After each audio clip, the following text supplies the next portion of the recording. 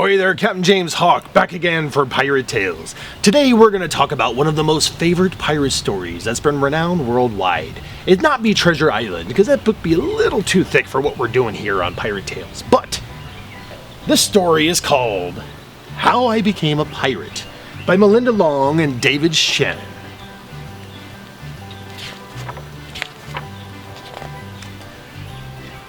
Pirates have green teeth, when they have any teeth at all. I know about pirates because one day, when I was at the beach building a sandcastle and minding my own business, a pirate ship sailed into view. I knew what it was because it had a flag that had a skull and crossbones on it, because I could hear pirates singing, "Hey ho, blow the man down."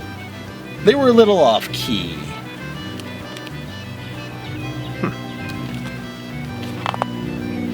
I tried to tell Dad, but he was busy setting up the beach umbrella. I tried to tell Mom, but she was busy slathering my baby sister with sunblock. So I went back to my sandcastle, but I kept an eye on the pirates. But then, they were rowing ashore. When they landed, the head pirate climbed out of the boat and yelled, "Ahoy there, matey, be this the Spanish Main?" "No," I said, "this is North Beach." "Shiver me timbers," the pirate said. "We must have taken a wrong turn back at Bora Bora."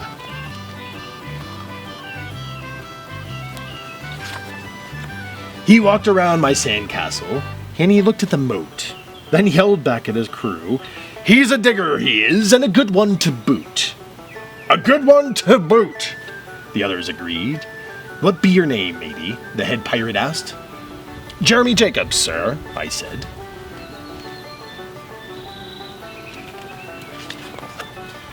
"Well, Jeremy Jacob," he said, "you're looking at Braidbeard and his crew.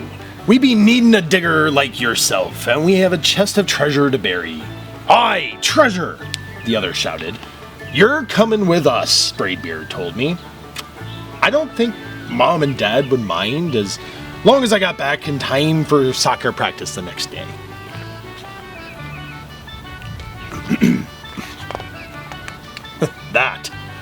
That's how I became a pirate.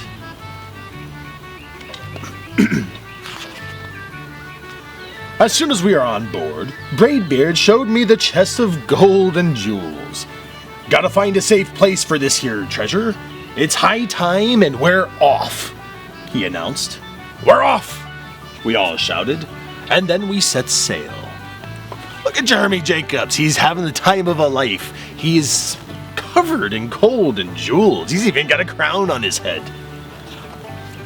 There was plenty to do on board.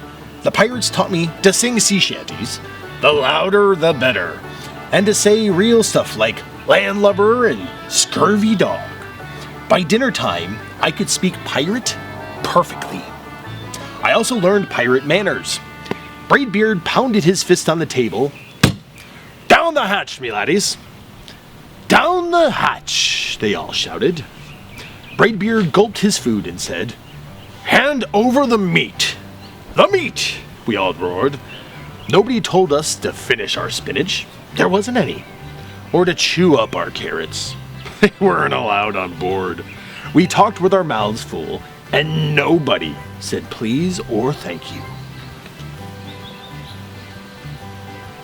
It's a pirate feast. A feast that no rules. After dinner, I tried to teach the pirates to play soccer. Braidbeard kicked the ball and yelled, "Arr, soccer!" in which case the entire crew replied, "Arr, soccer!" Then everybody dove for the ball at once, and it rolled right off the deck. "After it, me hearties," Braidbeard commanded. After it?" they all whispered. We fought over who would get to the ball. But it didn't matter anyway, because a shark came along and swallowed it in one gulp. So much for soccer. You see that guy, he was waiting to swallow the ball the whole time.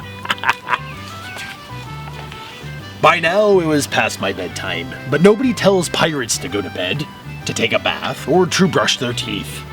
Maybe that's why their teeth are green. Pirates sleep with one eye open, just in case. and they don't change into pajamas. Unless they want to. Pirates don't do anything they don't want to do. Or except for maybe swabbing the decks. I wanted to be a pirate forever. They're even having a pillow fight. Do you see the feathers flying all about there? That sounds like a good right fun time if you ask me. But then I found out what else they don't do. When I couldn't stay awake any longer, I asked for Braidbeard to tuck me in and read me a story. Tuck you in, he bellowed. Pirates don't tuck. No tucking, the crew cried. And the only thing they had to read was a map. Don't you have any books, I asked. Braidbeard looked confused. Books? I don't even bother to ask about a goodnight kiss. Don't you? You would love to kiss a pirate. It wasn't easy to fall asleep without a story, but I was finally dozing off when a storm broke. Thunder boomed and lightning flashed. I tried to hide under the covers as a wave slammed up against the ship, but I kept falling out of my hammock. I couldn't find anyone in the cabin. They were all on deck. Lower the sails, Braidbeard shouted, batten down the hatches. Every man ran around yelling and lowering and battening. Nobody had time to sit close and tell me it would be over soon. Nobody even noticed me. I decided that I didn't want to be a pirate after all. Aw, poor guy. Just then, flash, crack, crack. Lightning hit the mast and split it right down the middle. What do we do now? Yelled one of the pirates. We'll have to turn back, called another. But the treasure, Braidbeard said. Where will we bury the treasure? So then I stepped forward and said, maybe I can help. I shouted over the wind. I think I know the perfect digging spot. When the storm was over, we rowed back to the shore and buried the chest. We drew a map so we could find the treasure again, but I don't think that I'm going to need it.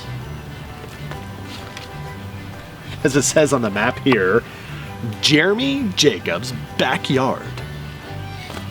I wish somebody would bury treasure in my backyard. After that, the pirates repaired the ship and got ready to set sail. Before they left, Braidbeard handed me a flag and said, "You make a fine pirate, Jeremy Jacob. Guard me treasure well. We'll soon be back to get it, soon enough." Soon enough, the crew repeated. And if you ever need us, Braidbeard added, just run the jolly up on the yonder pole. Up yonder pole, the other shouted. And maybe I will, but not today. I have soccer practice. The end. And that, ladies and gentlemen, was how I became a pirate. Not how I became a pirate, how he became a pirate, but the story is how I became a pirate, but you know what I mean. See you next time on Pirate Tales.